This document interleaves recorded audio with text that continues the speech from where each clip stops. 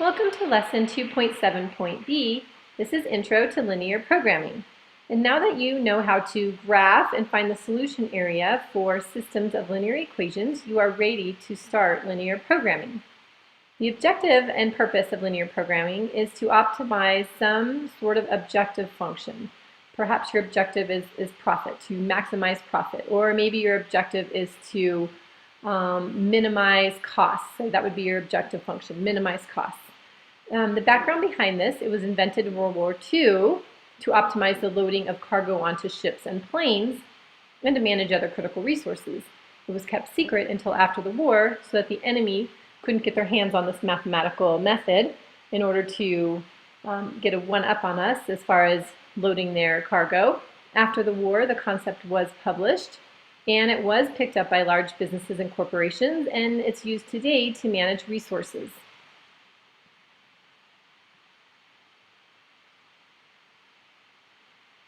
I'm going to lay out the steps in order to use linear programming as your objective for maximizing some objective function.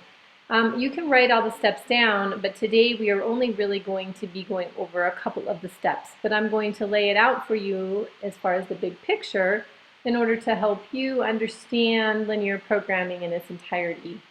So step one is to write the set of constraints as a system of linear inequalities. So what does that mean? That means you are given a contextual situation, you are given some constraints. For example, this room will only hold 30 square feet of material. That's a constraint, right? The material has to be less than or equal to 30 square feet. Or for example, you get a gift card for $50. That means you can spend less than or equal to $50.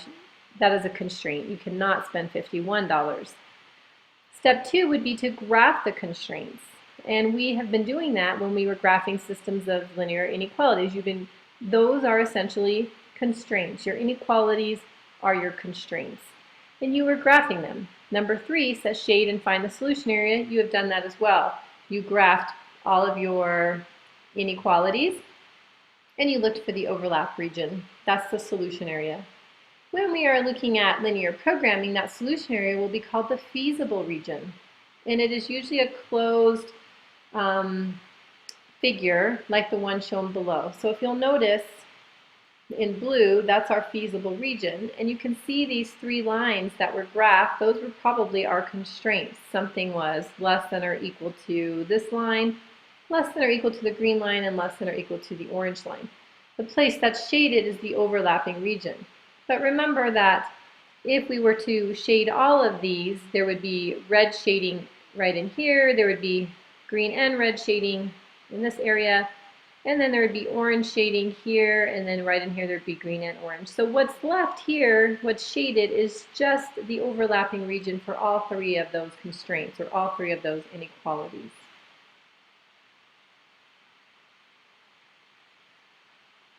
So, given the feasible region in the image below, so here we have three inequalities that were graphed. We have 2x plus y equals 6, we have x equals 1, which is just a vertical line, and we have y equals 0, which is just a horizontal line. It would be impossible to check every point in this yellow area. This yellow area is our solution area. This is our feasible region, right? And there are points here and here and here and here. I mean, there is an infinite number of points inside that feasible region.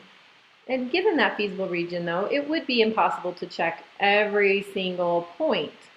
So this is where linear programming comes in. In order to figure out which one of these points in this feasible region, in our solution area, would maximize our profit or minimize our costs or maximize our cargo, we can look only at the vertices.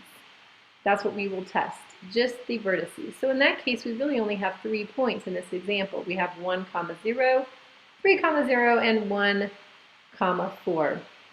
And we know in linear programming that at these vertices is where the maximum or minimum values of whatever objective function we have will occur.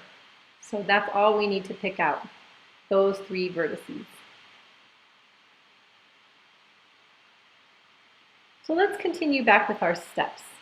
So we talked about steps 1 through 3. And that was step 4, identify the x and y points of the vertices in the solution area. And now we know why, because we know that those points will give us our maximum or our minimum. Step 5, which we won't be doing today, will be to write the objective function. And that's just a y equals mx plus b function. But it might be in standard form, not necessarily in y equals mx plus b form, as you will see. Step 6 is once we have those vertices, we will plug each of them, plug each x, y point into the objective function to determine which one of those points would maximize or minimize depending upon our objective function. So we're going to take it slow. We're going to start off easy. And we are just going to do steps 4 and 6. We're going to be given a solution area, a feasible region, with our constraints already graphed for us. All we have to do is identify the x, y points of the vertices in the solution area. Our objective function will also be given for us. So the only other thing we'd have to do is to plug each x and y point into the objective function to determine which of those points would maximize or minimize our objective. And you have just practiced plugging in points into the functions and seeing if the points were solutions. So you should be comfortable with that. If you are uncomfortable, go back to the previous lesson and review that. Let's go ahead and try an example.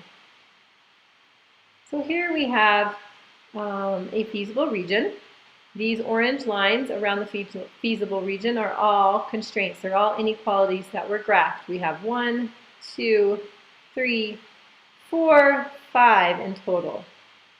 And notice that we really are only concerned with the positive area, because when you're dealing with contextual information, negative doesn't really play a part. We can't put in negative cars, or we can't have negative dollars or negative sales. So we just deal with the positive region when we're graphing. Okay, so given the graphed constraints and our feasible area and an objective function, so here is our objective function, and this is what it might look like.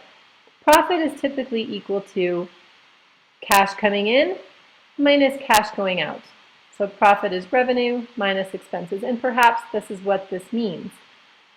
So given that, we need to identify the vertices, which is our corner points, and we need to use the vertices to find the maximum and the minimum of the objective function.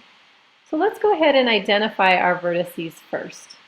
So we have, well, obviously we have one down here at 0, 0. So we'll go ahead and write that in. We have a 0, 0. This one right here is 3, 0. This one up here, we went out 6 and up 2. So this is 6, 2. This point right here is 3, 4. And this point right here on the y-axis, our y-intercept here is 0, 2. So I have gone ahead and I've identified these 5 vertice points. And now we're going to plug them into our objective function in order to determine which of these would be the maximum and which of these would be the minimum. So the easiest thing to do is to build a table. So I'm going to do that. And let's see here. So we'll go across here and I'll put in 3 columns. So there's one. And we'll put one here. And we'll go ahead and put one here. Okay, and then we'll call these columns. X will be our first one, then Y, and then P. Okay, so what I'm going to do is write my points in here. So I've got a point at 0, 0, and this is just a table is all I'm making. I've got 0, 2, and I'm just going around my figure. I've got a 3, 4, a 6, 2, and finally I've got a 3, 0 in there. So I have just listed all my points into a table. You probably can guess what the P is going to be for. The P is going to be what P equals when I substitute my points into this equation. So let's go ahead and do that. So for my first equation, I will get P is equal to 5 times 0 minus 2 times 0. Well, this is just 0 minus 0, so we know that's 0. For my second equation, p is going to be equal to 5 times 0, which is just 0. So I'll put a 0 there, minus 2 times 2. So 0 minus 4 is negative 4. For my third equation, I have 3 and 4. So p is going to be equal to 5 times 3 minus 2 times 4. And that gets us 15 here minus 8. That would be 7. 15 minus 8 is 7. For my fourth set of points, the 6 and 2, I'll plug those in and get p equals 5 times 6 minus 2 times 2. That's 30 minus 4, which is 26. So I'm just doing a little mental math. And for my last one, I have 5 times 3 minus 2 times 0, which is just 0. So 5 times 3 is 15. Okay, so now we have all of our points. We can look here and we can determine which one of these would give us our maximum. Well, I'm going to go ahead and highlight it right here. 6, 2 gives us a maximum of 26. Which one gives us our minimum? And if I look down here, I've got a negative 4, so our profit becomes negative 4 if we use 0, 2. Okay, and that's all you have to do. So we just would want to identify that this is our minimum. So I'll go ahead and write minimum right here. And we would want to identify that this is our maximum. So this combination of x and y, whatever they may be, maybe we are looking at race cars versus trucks, or, you know, selling soap versus dishwashing detergent. We would want to sell 0 pounds of soap and 2 pounds of dishwashing detergent. That would give us our minimum profit.